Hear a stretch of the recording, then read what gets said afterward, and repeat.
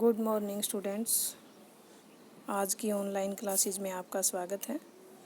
Students, आज का हमारा टॉपिक रहेगा ई लर्निंग की उपागम क्या हैं, उनकी शैलियाँ क्या हैं, उपयोगिता और सीमाएं क्या हैं।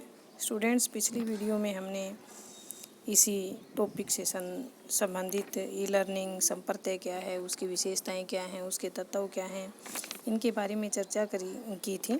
और आज हम ई लर्निंग की उपागम, उनकी शैलियाँ, उपयोगिता एवं सीमाओं पर प्रकाश डालेंगे कि स्टूडेंट्स, जिन जिन क्षेत्रों में कंप्यूटर ने आज वर्तमान में प्रवेश किया है, वहाँ वहाँ हर क्षेत्र में कार्य के नए उपागमों ने जन्म लिया है। शिक्षा के क्षेत्र में भी कंप्यूटर के प्रवेश ने विभिन्न उपागमों से परिचित कर दिया है।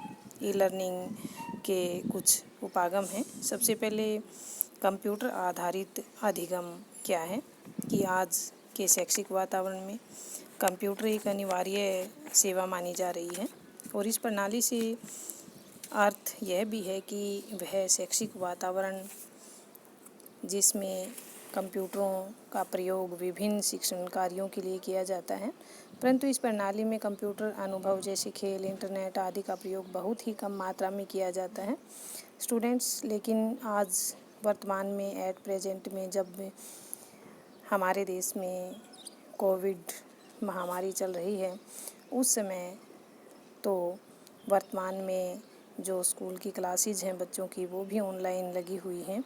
तो इसलिए आज के युग में वर्तमान समय की परिस्थितियों को देखते हुए तो इस प्रकार के जो जनसंचार के साधन हैं, उनकी जो आवश्यकता है वो और भी अधिक बढ़ गई है। इस प्रणाली के अंतर्गत छात्र अपने अपने विषयों के अनुसार प्रशिक्षण प्राप्त कर सकते हैं। ऐसे प्रोग्रामों में सॉफ्टवेयर, हार्डवेयर आदि का प्रयोग किया जाता है।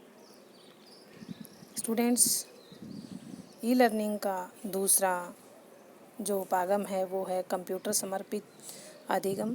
इसमें विभिन्न शैक्षिक कंप्यूटर उपयोग शामिल हैं और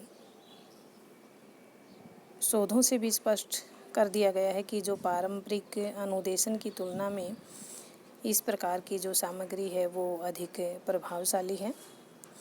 और आगे इसी के जो पार्ट हैं, ये विद्यार्थी को सीधे अनुदेशन प्रदान करता है, जैसे ड्रिल और अभ्यास।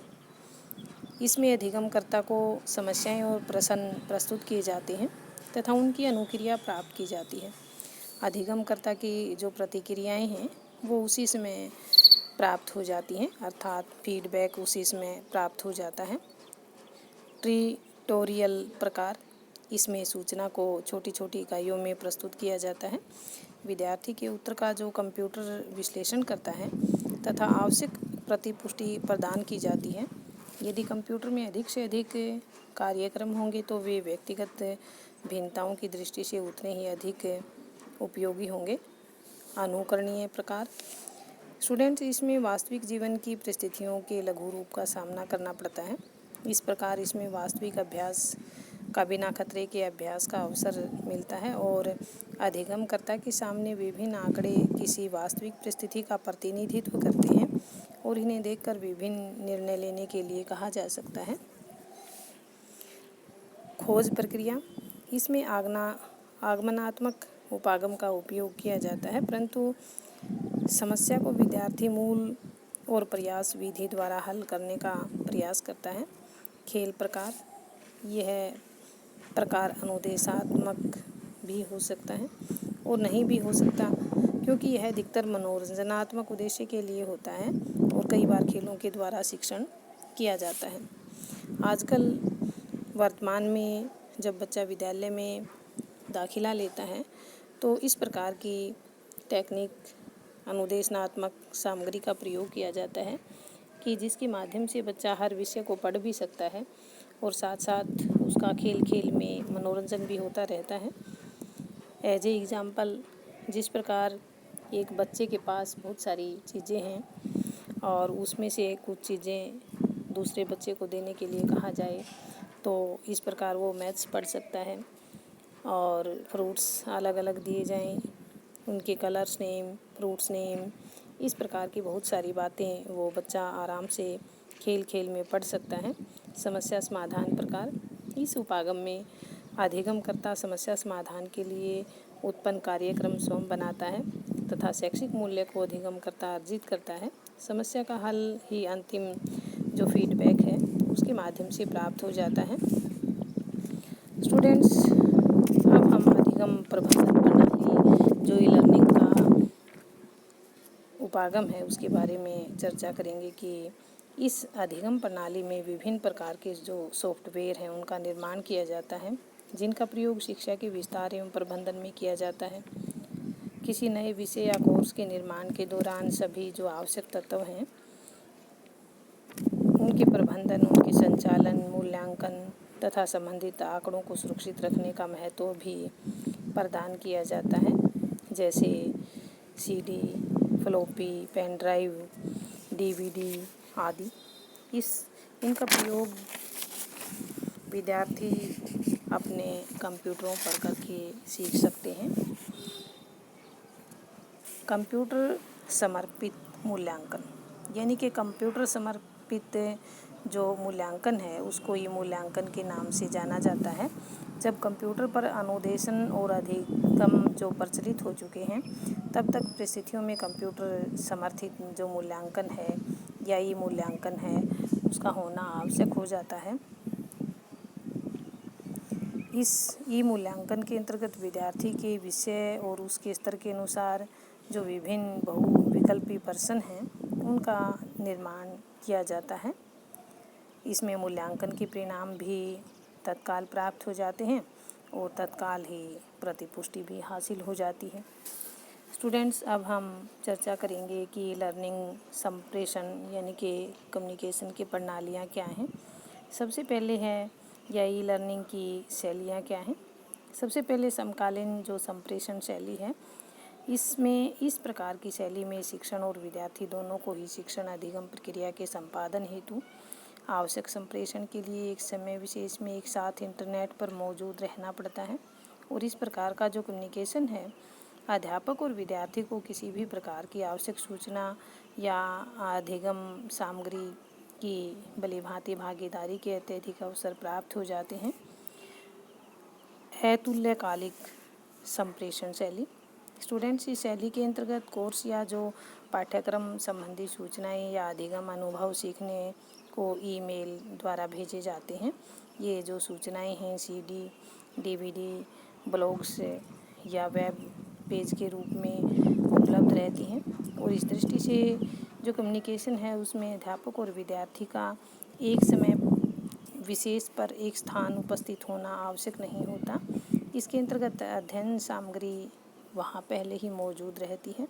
जो अधिगम करता है इस सामग्री का अपनी सुविधानुसार तथा अपनी गति से या किसी भी समय इसका अध्ययन कर सकता है। स्टूडेंट्स, अब हम ई लर्निंग की उपयोगिता क्या है इसके बारे में चर्चा करेंगे कि लचीलापन, जो ई लर्निंग है उसमें लचीलापन होता है जो कि इसकी विशेषता एवं उपयोगिता है। ई लर्निंग में विभिन्न माध्यमों का प्रयोग भी किया जाता है, जैसे सीडी, डीवीडी, मोबाइल, इस प्रकार के संचार के जो माध्यम हैं उनको अपनाया जा सकता है। स्वगति, विद्यार्थी अपनी गति से सीख सकता है इसमें, और इसके लिए ई लर्निंग में विभिन्न सुविधाएं उपलब्ध होती हैं। ऐसे अवसरों की जो उपलब्धता है जिनमें विद्यार्थी विषय वस्तु की जितनी बार चाहे उतनी बार पुनरावृत्ति कर सकता है। गुणात्मक अधिगम सामग्री, इसमें सबसे उत्तम जो अधिगम सामग्री है विद्यार्थियों तक पहुंचाई जा सकती है, और कई बार तो ये सामग्री परंपरागत सामग्री से भी बढ़िया होती है। इसमें बढ़िया सामग्री का भंडारण होता है जिसका लाभ असंख्य विद्यार्थी उठा सकते हैं। सार्वभौमिक, स्टूडेंट्स ई लर्निंग उच्च कोटि का अनुदेशन तथा अधिगम अनुभव दुनिया के हर कोने में बैठे जो असंख्य विद्यार्थी हैं उन तक पहुंचाने का उत्तम उपागम माना गया है। इस उपागम द्वारा जो प्रशिक्षित अध्यापक हैं तथा जो संसाधनों के अभाव का सामना करने में उन्हें सहायता मिलती है, एक जैसी शिक्षण। स्टूडेंट्स ई लर्निंग उपागम के द्वारा सभी विद्यार्थी समान अधिगम एवं प्रशिक्षण के अवसर प्राप्त करते हैं, चाहे वो किसी भी स्थान, संस्कृति, प्रांत या देश से जुड़ा हो। आवश्यकता अनुसार सीखना। ई लर्निंग में सीखने वालों की आवश्यकता, मानसिक स्तर, दक्षता, स्थानीय आवश्यकताओं तथा उपलब्ध संसाधनों के अनुरूप अधिगम अनुभव प्रदान करने की अक्षमता में पर्याप्त मात्रा में होती है। करके सीखने में सहायक। स्टूडेंट्स, शिक्षण तथा करके सीखने में ई लर्निंग का वास्तव में विशेष सहयोग रहता है और ई लर्निंग में जब तक विद्यार्थी स्वयं कुछ नहीं करता तब तक वह कुछ भी नहीं सीख पाता। सुविधानुसार सीखना। आज के व्यस्त समय में ई लर्निंग की सहायता से महत्वपूर्ण जो उपयोगिता है, उन विद्यार्थियों के लिए जो परंपरागत कक्षा शिक्षण से लाभ उठाने में सक्षम नहीं होते, कारण चाहे कुछ भी हो सकता है। साधन विहीनता की स्थिति में जो ई लर्निंग अधिगम है वो बहुत सहायक सिद्ध हुआ है। अवसरों की विभिन्नता। ई लर्निंग के दौरान विद्यार्थियों को उनकी रुचि और अभिप्रेरणा को उनके अधिगम में ठीक प्रकार से बनाए रखने में ई लर्निंग बहुत उपयोगी है। ई लर्निंग उनके अधिगम से अनुभव प्राप्त करने के अवसर में पर्याप्तता ला सकती है। उचित मूल्यांकन में सहायक। ई लर्निंग में अधिगम का मूल्यांकन करने का भी उचित प्रावधान होता है और इस जांच को अधिगमकर्ता स्वयं भी कर सकता है तथा अध्यापक द्वारा भी ये जांच की जा सकती है। स्टूडेंट्स, अब हम ई लर्निंग की जहाँ उपयोगिता है, जहाँ इसकी कम्युनिकेशन संप्रेषण प्रणालियाँ हैं, इसके तत्व हैं, इसकी विशेषताएं हैं, तो इसके साथ साथ ई लर्निंग के दोष या सीमाएं भी हैं, उनके बारे में भी हम यहाँ चर्चा कर लेते हैं। स्टूडेंट, सबसे पहले है कि प्रत्यक्ष अंतःक्रिया का अभाव, यानी कि ई लर्निंग में जो परंपरागत कक्षा शिक्षण की भांति मेलजोल के अवसर नहीं हो पाते।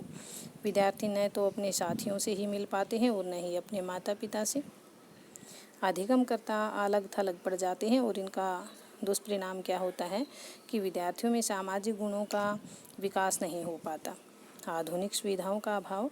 ई लर्निंग का तभी लाभ हो सकता है यदि अधिगमकर्ताओं को विभिन्न सुविधाएं प्रदान की जाएं, जैसे लैपटॉप, कंप्यूटर, मल्टीमीडिया, इंटरनेट आदि। क्योंकि स्टूडेंट्स, इस प्रकार की जो सुविधाएं हैं वो हर विद्यार्थी को मुहैया नहीं हो पाती, इसलिए ये भी इसकी खामी है कि ये सुविधाएं स्कूल तथा घर में मिलनी चाहिए, लेकिन ये सुविधाएं पर्याप्त मात्रा में हर विद्यार्थी तक नहीं पहुंच पाती। कुशलता का अभाव। ई लर्निंग में विद्यार्थियों से यह अपेक्षा की जाती है कि वे इंटरनेट, कंप्यूटर तथा वेब टेक्नोलॉजी का उपयोग करने की कुशलता रखते हैं और तभी ई लर्निंग का उन्हें लाभ प्राप्त हो पाता है। प्रशासनिक उदासीनता। प्रशासनिक स्तर पर भी उदासीनता देखने को मिलती है, क्योंकि स्कूलों में तथा घरों में ऐसी व्यवस्थाएं नहीं हो पाती। कुछ गिनती के चुने हुए जो पब्लिक स्कूल हैं उनमें ही इस प्रकार की व्यवस्थाएं पाई जाती हैं। नकारात्मक दृष्टिकोण। ई लर्निंग का जो संप्रदाय है नया होने के कारण इसके संवर्धन में अभी अधिकतर लोगों का दृष्टिकोण विकसित नहीं हो पाया है। शिक्षक के प्रशिक्षण का अभाव। ई लर्निंग नवीन संप्रदाय होने के कारण इसे पूर्ण रूप से परिचित होने में कुछ समय लगेगा। इस संबंध में जो वांछित कौशल है उनका भी अभाव है और इन अभावों के होते हुए ई लर्निंग को लोकप्रिय बनाना किस प्रकार संभव हो सकता है। स्टूडेंट्स, ये था आज का हमारा टॉपिक, ई लर्निंग क्लास या